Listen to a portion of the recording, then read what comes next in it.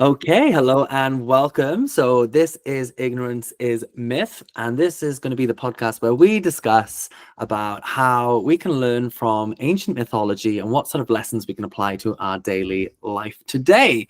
And with me, I have wonderful, great friend of mine, mystical being and drag artiste, the witch Blair. Hello. Hello, such a pleasure to have you, of course. Thank you for having me.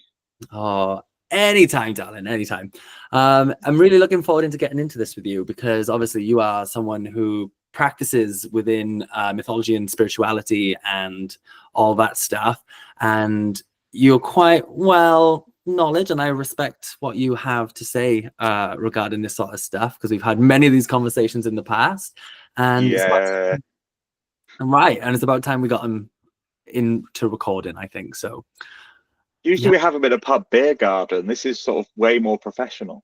I know, it feels a bit weird. We should maybe bring beer next time. Yeah. I've got a bottle of rum downstairs, but I've stuff to do in the morning, so not tonight. Very smart. I'm also suspecting that you're doing that thing where, you know, when you have the Zoom meeting and you bring the mug and you blow on it like hot tea, but actually it's wine. I have been known to do that in professional Zoom meetings and such, yes.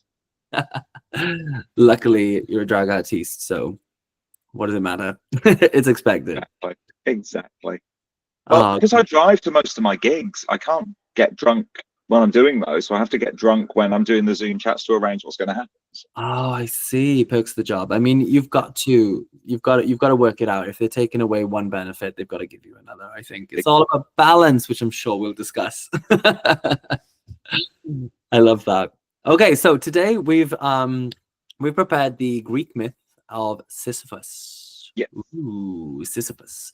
So how this is going to run, we'll just read through it, and we're going to discuss how the story represents things in life that we can still use today, and what that might be. Which is a great idea because like so much of like humanity's moral compass is attributed to like the Abrahamic faiths. It's like, oh, you know, 10 Commandments said don't kill people, so we know killing people's wrong. And it's like those religions turned up to the party after a lot of other, you know, myths, religions, faiths. You know, they didn't invent these ideas. So it'll be quite good to look back at older stories and see, you know, where a lot of human attitude comes from. Absolutely, because even those rules and those things that we follow, those dogmas, they all came from older society, which is the stories we're going to be discussing throughout this series. So yeah, I'm really excited to get into that. So let's get into it. How excited. Okay, so best storytelling voice. Long ago. I was expecting you to just get even more Welsh and it's like and subtitles. Long ago in the sunlit kingdom of Corinth. Just like that. Yeah. Long ago in the sunlit kingdom of Corinth, there lived a king named Sisyphus, known far and wide for his sharp mind and silver tongue. Maybe he was a drag queen. Who knows? I mean, Sissy Fist would be a good drag name, just a bit of a play on it. Sissy Fist. Oh my god. Please welcome to the stage, Sissy Fist. Carefully welcome. Yeah. Brilliant. He was clever, too clever perhaps, for he often used his wits to deceive gods and men alike. Laws meant nothing to him if they could be twisted. Oaths were tools and not bonds. I can see this is setting us up for things to go a bit bad for Sissy here. I've got a feeling our friend and sister Sissy Fist is Yeah, the thing with the Greek myths is like you can split them almost evenly into where the problems come from. It's either Zeus was horny or mortal hubris. It's not a new myth, hubris. Like it's yeah, it's so true. It's so true. I mean, this is obviously not about Zeus, so I'm going for the other one, and I don't think it'll end well for our old friend. I'll take hubris for 500. Definitely. So one day, Sisyphus angered Zeus himself by revealing the secrets of the gods. But that was not the end of his mischief.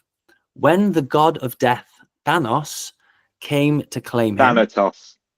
Thanos is Avengers and Marvel, Thanatos is You're absolutely right. That was my first slip of the tongue of the series. I've people literally normally have to pay extra for you to slip them the tongue. This is and you're all getting it for free. Uh, you're absolutely right. It's literally written in front of me.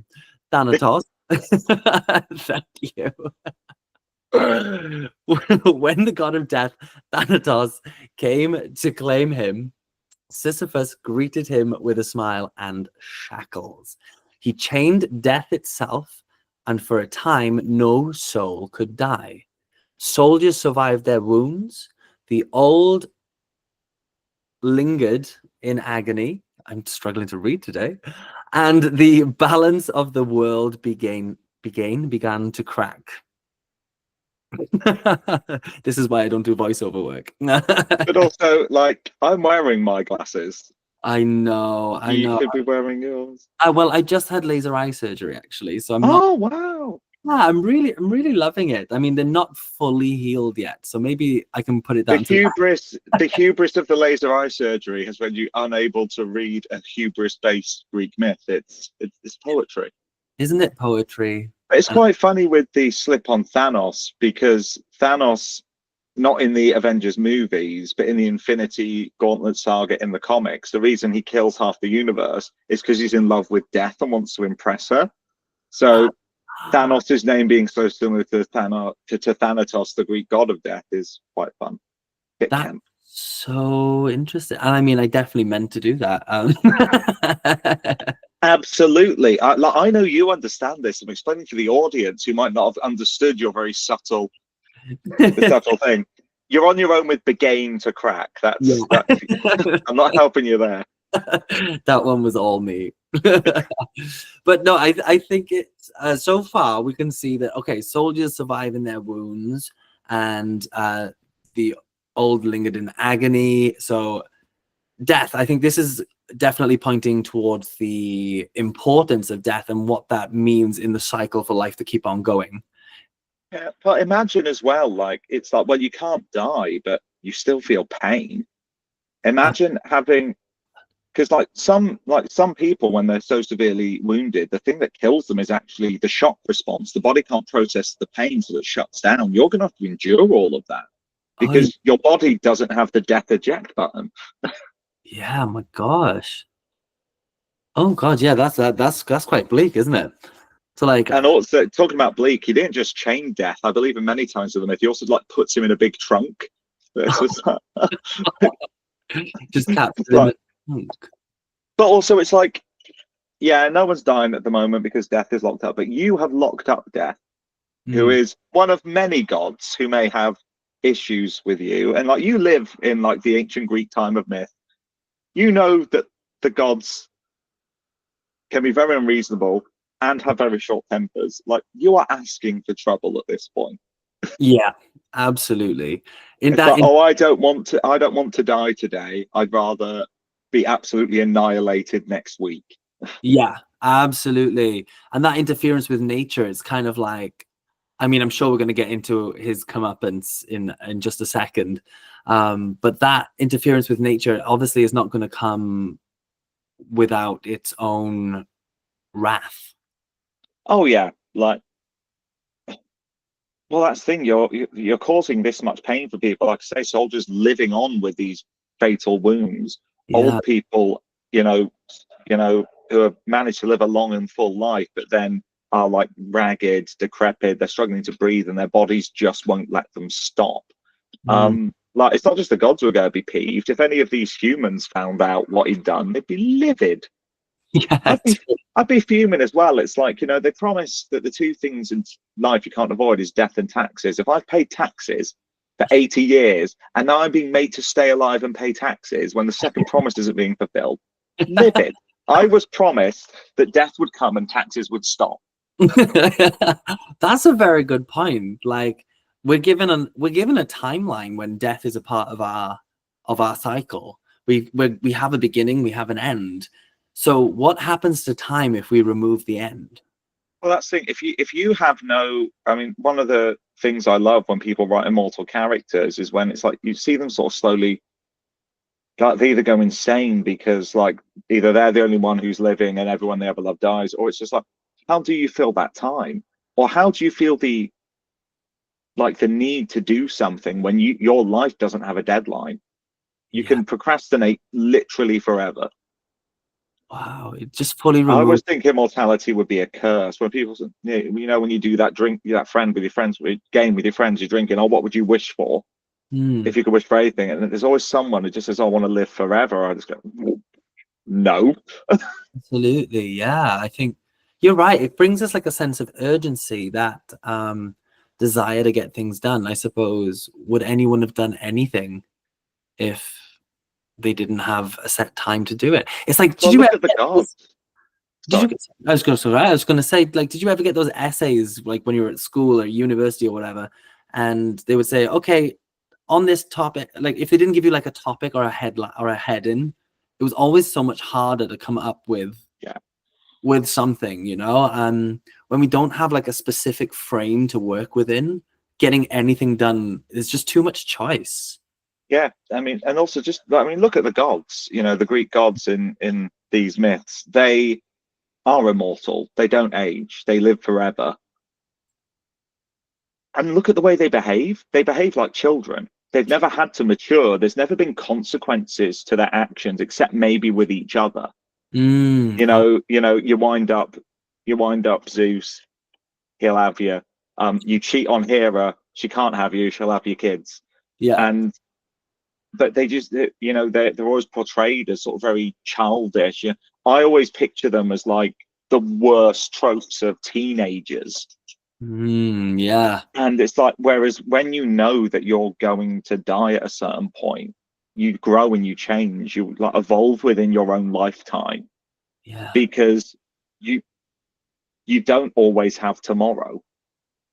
Wow. Whereas when you're going to live forever, anything, whether it's doing the dishes or personal growth, can always be put off. Mm-hmm. Like having endless time, like you say, it's like having no framework. Yeah. It's too much freedom, Yeah. because especially as human beings, we don't have the brain power to process infinite choice. Mm-hmm. You know, but I suffer with it whenever I have like a day off. I'm like, oh my God, there's so many things I could do now that I have me time. And Yeah. I end up sitting and doing nothing unless I schedule in advance what I'm going to do with that time and sort of turn it into a structured, just like Hmm. my job. Yeah. And I think the idea of not having that, full stop at the end of your life would just, I think most people would spiral into madness or just sort of like plateau. I think entropy would, even Yeah. if you don't die, I think entropy would get you one way or another. Absolutely. Yeah. Because if we're not maintaining because we see the end of something, if we're not getting like a finished product, then we don't see the need to maintain, and things just, there's too much, yeah, relaxation and yin energy in everything, where we need that action. Oh god, okay, this We is need the yang. I demand yang. goodness, we man. And do you know, there's a really wonderful, I don't know if it's still there, vegan Chinese in Cardiff called Yang, and I agree that holds up. We need Yang. We'll check when I visit. Yeah, definitely. Okay, so the gods were furious. Ares, god of war, was the first to notice. What fun was battle if no one could die? I mean, valid, if you're the god of war, I suppose. He stormed down, broke the chains, and freed Thanatos. Sisyphus was taken at last, but even in death, his trickery continued. You think you would learn. You think you would learn. Oh. Hubris. Okay, so before he died, he had told his wife not to perform the proper burial rites. This is the coin, I'm assuming. In the Greek mythology, they put the coin, is it on the eyes or? Oh yeah, the coins on each eyes to pay the ferryman. It doesn't specify in this because that was, a burial rite. But I believe what she does, she doesn't bury him at all. She Mm. literally chucks it on his instruction, like she chucks his body out into the street. Have that. Yeah. Suppose But there's before. a reason for it. There's a reason for it. Ooh, I'm excited to learn. Okay, so he had told his wife not to perform the proper burial rites. Arriving in the underworld, he pleaded with Hades and Persephone, "Let me return to the world just for a moment to scold my wife and ensure the rites are done properly." The gods, very kind of them, agreed. Yeah, but that's because they've also not learnt their lesson Yeah, of trusting this motherfucker. because they're teenagers. They have no idea Yeah, what's. like because when Thanatos turned up, I refused to believe that Sisyphus managed to like jump and shackle the god of death. He obviously tricked him. It'll have been Yeah. something stupid like, "Oh, what do you think of these? Do you think these are good shackles?" It's like a Looney Tunes cartoon. Which is like Because, pieces of bread under a box with a stick or something. yeah, and it's just like, again, it's that thing though. The gods, because they live forever, Mm. there's no pressure to learn or adapt. There's no concept in their head of a mortal getting the better of them or anything. So until it happens, they don't see it coming, and then they get angry about it. God, yeah, that's so true, and that is literally about the fact that time doesn't really exist for them. That's insane. Okay, so the gods agreed, but once back among the living, Sisyphus stayed. Days turned to weeks, and he refused to return to the land of the dead. This time, there was no escape. The gods dragged him back, but they had something special in store. Oof, I'm assuming this is what you were talking about. For his arrogance, for trying to cheat death, for thinking he was cleverer than the god, Sisyphus was sentenced to an eternal task. I know exactly where this is going. In the shadowy realm of the underworld stood a great hill, and beside it, a boulder the size of a house. How big were houses in ancient Greece? I think very much like today, it still depended on how much money you had. Ah, that would make sense. I wonder if it's like Zeus's house, because that sounds stressful. Anyway, getting into what he had to do. He was then told to push this boulder to the top of the hill. So he began, he strained, he sweated, his muscles burned inch by inch. He moved the stone up the slope. Sorry, I just find this very hot. Like he like yeah, he strained, he sweat, his muscles burn, but he's doing it. This guy's shoving this like that. That's hot. It's an impressive. It's an impressive. He is hench. I'm literally. You're thinking, oh, how hot. I'm looking at this and I'm thinking, oh my god. I thought leg day was bad. Like, Well, you'll be going, oh, that won't be good for his lower back. yeah, no good for his lower back.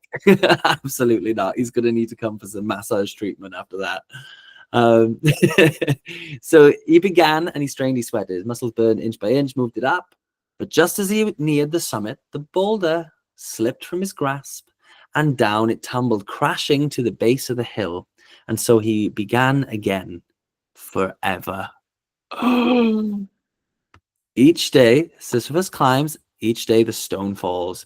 He is trapped in a cycle with no end, a punishment, not of fire or chains, but of futility.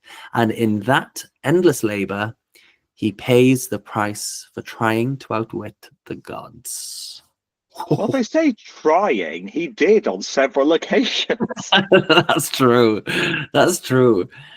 Sometimes, I guess, you can be a bit too clever for your own good. Yeah, well, I mean, this is basically the original fuck around and find out story. Absolutely. That's exactly what it is. And it's like, you know, if you are going to try and cheat the system, Mm-hmm. that's its own eternal struggle. Because the second you either have to keep doing that forever, or you're going to slip up and you're going to have to pay the price for it. Absolutely. And I really think it's interesting that they sentenced him this for eternity. So even for him, they removed death. Well, no, because this is after he's dead in the underworld, so he is dead. Because like Yeah, technically, death in the Greek myth, it it wasn't isn't the end. You that's go to the underworld, and that's where you live forever. yeah, But that's true. not all of the various sections of the underworld were great. Mm-hmm. So if you've already annoyed the gods, Yeah. maybe trying to avoid going there at all is kind of an understandable track to take. Absolutely. Yeah. So, what would you say is your mental health or life and well-being lesson from this? I mean, pretty much what I just said. It's like if you're going to try and find a way to game the system, Hmm. um, be prepared for consequences. It's like if the system isn't working for you in a truly unfair way, by all means work to try and change it. Hmm. But if you try and break the rules, whether it's like actual laws, sort of like human-made laws that are enforced, or the laws of the way the universe works, Yeah. that's not actually going to get you a better life. Mm. You have to, and this isn't me saying, oh, you have to do everything, the way the system is built for, because obviously, like, people protest against things all the time and governments ignore them. But Hmm. you can't just try and remove yourself from the system Mm. or break it on its own. You have to find a way to change it that will actually affect change. Hmm. Um, and also, it's like, quite selfish. He's doing all of this for him when there will have been plenty of people who probably had various reasons to not want to die. And it's like, we talk about the fact, well, death was gone. So, these soldiers had these grievous wounds and the elderly were forced to keep living on. But it's also very much painted, it's almost like the story's been told by the gods. Yeah. History's written by the winners because, well, think about it for a second. If these soldiers have grievous wounds and aren't dying, well, maybe that gives enough time to save some of them so that when death kicks back in again, they've been able to repair, been able to do, I don't know, Yeah. some sort of surgery, save their bodies. And it's like maybe a few of these old people, because they lived for a few extra days or weeks or however long he was getting away with this for, maybe a few people managed to travel to say goodbye to their relatives that otherwise wouldn't have been able to. Yeah. And I think it's kind of a weird thing because I know most people take the lesson from this about the repetitiveness of the task Yeah. and how some people say, oh, you can either try and find the worth in the struggle and like focus on the journey, not the destination. But also some other people say, well, it's just the definition of you know insanity, repeating the same task over and over again, expecting a different outcome, because he's already dead. What happens if he just doesn't push the rock? Yeah, that's a very good point. Could he not just be he's now escaped time. Time no longer exists. So could he not just lay on the rock and enjoy the sunshine? Yeah, and also, yeah, I imagine the gods might be like, well, if you don't do this, we'll do something worse. Hmm. But maybe after a certain amount of eternity, a Yeah. change is as good as a rest. Yeah, absolutely.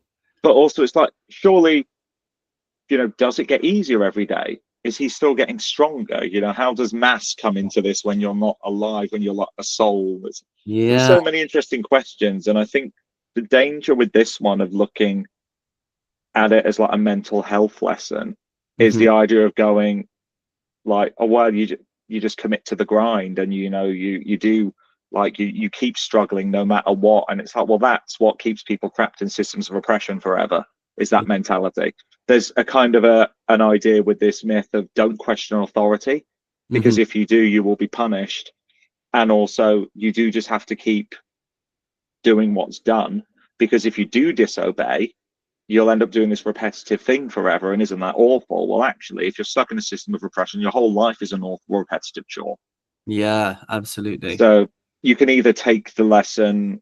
The good things about these, like with any sort of myth or religion, is you can take what you need for you. Hmm. So it's like if you're struggling through every day, but there's a reason, Hmm. like if you're working two jobs so that you can make sure that you're a single parent and you're working two jobs to make sure your kids have everything they need, Hmm. then absolutely taking a sort of, no, I can keep going, I can keep doing this as long as there's a valid reason. Yeah. But too many people take these types of mentalities and go, I just have to keep going even though there's no rhyme or reason to doing so. There's nothing good to be had here. Do you think that maybe it is a lesson of, if you find purpose and meaning in the life that you have between birth and death, that's going to save you from falling into a trap of repetitive, Yeah. meaningless existence. Well, people who try to escape a cycle or a system rather than trying to find a way to either change it or make it work for them, there is nothing outside of it. You always have to come back. That's the repetitive struggle, trying to find a way to not, and it's like people, oh, we're going to go off grid. It's like, well, we are a society-based species. We need each other. And trying to remove yourself from that is the most absurd thing, because that's when you do end up, get almost to the top of the hill. You still need community. You still need other people. Like that lie billionaires like to tell, I'm a self-made man, self-made from daddy's diamond mines, and the education that was given to me by someone else, and the books I read that were written by someone else, and the 2 other humans who combined genetic data to create me in the first place. Apart from that, I'm self-made. It's like, and because basically, again, like the selfishness here, Sisyphus is just trying to, has the I'm all right Jack mentality. Doesn't want to die for whatever reason. And so thinks, well, screw everybody else. I'll literally upheave the universal balance. I think there's also like a mental health lesson in here of like understanding that you're not the only person in the world and the only one who matters. And that if you're struggling at the hands of a system, rather than trying to completely destroy it and make lots of other people suffer, maybe there's, at least at first, because there are some systems that work for like 1% of the population and should be destroyed, absolutely, but maybe find a way to help, rather than just look after you by smashing something because you don't like it. I like that. Think about what you can add to help people, rather than being so tunnel focused that you destroy everything and end up making a worse situation for yourself. And maybe there's also a lesson about knee-jerk reactions, because the god of death turns up, and it's not fully knee-jerk. He's prepped enough to get some shackles that work on the god of death. But it's like, immediate reaction is turn off death.